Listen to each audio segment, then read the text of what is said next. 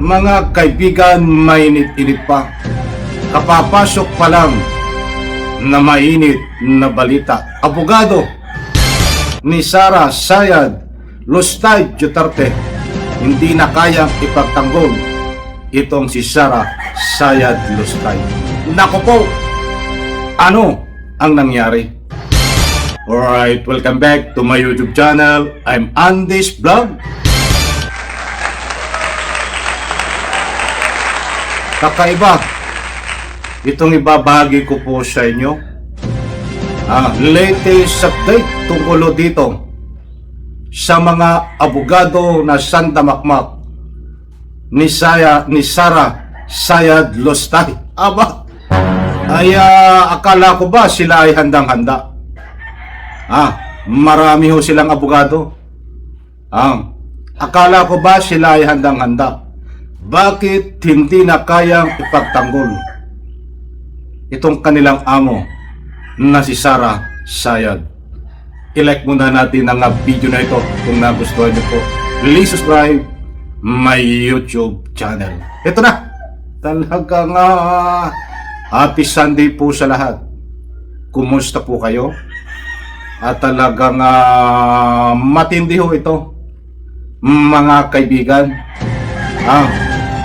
Pag ini-interview nyo, kung updated kayo, itong si Michael Puwa, itong si Attorney Michael Puwa, pag umaharap po sa social media at malalaking stream media sa kanilang mga interview, ang sasabihin nila ay last year pa sila nakahanda para ipagtanggol itong si Sara Sayad Lustay Duterte dito ho sa gaganapin na ruling ng impeachment. Ba't ngayon ho ay kakaiba, mga kaibigan? O sandali, diretso na ho tayo.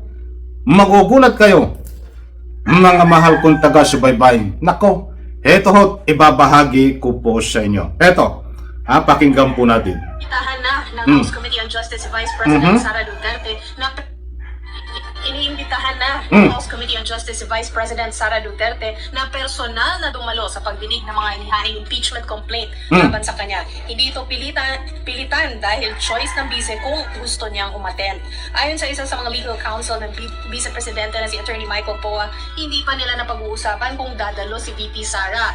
Pinag-aaralan pa raw kasi nila kung makakabuti o hindi ang pagpunta ng bise. Magsisimula na ang formal hearing sa Miyerkules, March 25 at uunahin dinggin ang third impeachment complaint.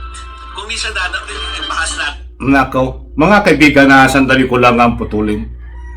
Akala ko ba ay handang-handa ang mga abogado nito? Bakit parang ayaw dumalo? Ayaw dumalo? Kung magbabasyo tayo sa kanyang mga panalita, sa kanilang mga pinapalabas na pahayag. Parang ayaw dumalo ni Sara Sayad? Parang ayaw dumalo ng mga abogado? Akala ko ba handang-handa kayo noong last year pa? Ito. Magsisimula na ang formal hearing sa Miyerkules, March 25 at uunahin dinggin ang third impeachment complaint. Kung isa bahas natin siya, kung isa dadalo, baka naman pwede yung battery of lawyers na dumalo naman. No, I mean, lalo na sinasabi ni Attorney Michael Poa sa atin nung nagpupunta pa siya dito sa atin prior to itong mga weeks na ito, no, ay handa naman na sila parang nung last year pa eh. So there's no reason for them not to appear kasi from last year, napagandaan na nila to, kaya na nilang harapin yan kung logical yung ating explanation doon. So tingnan natin po kung dadalo sila. O mga STLers, tingin nyo ba, dadalo pa si VP Sara o mga lawyer lang niya ang dadalo or walang dadalo? Or walang dadalo. Mga kaibigan, maliwanag po buhat sa One News PH, mga kaibigan. Ako'y nagtataka di ba? Kaya ito nung last year, ang pinapakalat to ni Sara Sayad Lustay, I want bloodbath. Bakit po kinwestiyon ng inyong mga abogado ang legality diyan po sa Supreme Court? Kaya nagkaroon ng hindi natupad nung last year. Na I want bloodbath. Tapos ngayon, ang sabi ni Sara Sayad Lustay Duterte, handang-handa siya. Ang sabi ng kanyang mga abogado, last year pa sila handa. Ngayon hindi sila makasagot ng diretso. kung sila ay darating dito ho sa imbitasyon tungkol ho sa ruling ng impeachment sa March 25 na naimbitahan na ng formal itong si Sara Sayad Lustay. Disclaimer lang mga kaibigan, kasi may kopya ako ng balita sa ABS-CBN. Kailangan talagang umattend itong si Sara Sayad Lustay.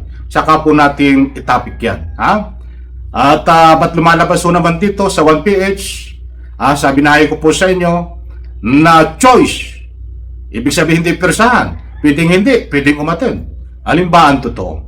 Nililinaw lang po natin, iano ko na. Nandito Nandiyan po sa screen, mga kaibigan, babasahin ko na sandali. Bigyan natin ng daan para hindi po kayo malito, mga mahal kong taga-subaybay.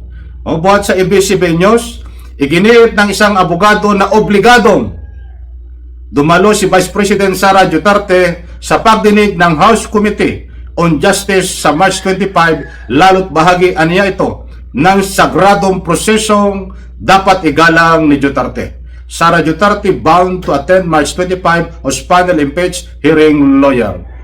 Ito ho. Nandiyan po yan sa screen, mga kaibigan.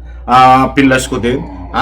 Pinadaanan po natin dahil sa unang ibinahay ko po sa inyo, buhat dito sa One News PH, ay choice o hindi obligado. Kaya po nililinaw natin. So abangan po natin ang complete details dito kung ano nga ba ang totoo. Obligado ba o po pwedeng hindi? Dahil lumalabas din po sa balitang ito. Parang ayaw umattend din ang abogado dahil hindi sila makasagot kung a-attend o hindi ba. Kaya dito sa ating tinatalakay na ito, napakarami ho ang nagbibigay din ng anumang public opinion na hindi na rin kaya ipagtanggol ng abogado ni Sara Sayad Lustay Duterte, itong si Sara Sayad, mga kaibigan, kung hindi a-attend ito diyan po sa impeachment hearing sa March 25. Mga kaibigan, ano po ang masasabi nyo? Kaya pala ang sabi nitong ilang napakaraming abogado ni Sara Sayad, i-dismiss ang impeachment dahil walang matibay na ebidensya. Ganun lang ba? Wala malang kalakip na magpuprove na walang matibay na ebidensya? Kaya hindi po natin masisisi itong mga nagbibigay ng anumang public opinion na hindi na kaya na ipagtanggol ng mga abogado ni Sara Sayad Lustay Duterte, itong si Sara Sayad Lustay Duterte, dahil sa bigat at tibay ng ebidensya sa impeachment na gaganapin ho malapit na. Abangan po natin ang tanong, pwede pong i-comment sa comment section. A-attend ba sa March 25 sa hearing ng impeachment itong si Sara Sayad Lustay Duterte, o a-attend ba ang kanilang mga abogado? Dahil dito sa ibinahay ko po sa inyo, ay duda rin sila na baka hindi rin umattend si Sara Lustay o ito, baka hindi rin umattend itong kanyang mga abogado. Kaya pumapasok ho diyan, hindi na ba talaga kaya ipagtanggol ng mga abogado niya itong si Sara Sayad Lustay Duterte? Kaibigan, isang like, isang video na ito, pwede po kayo mag-share. Maraming salamat.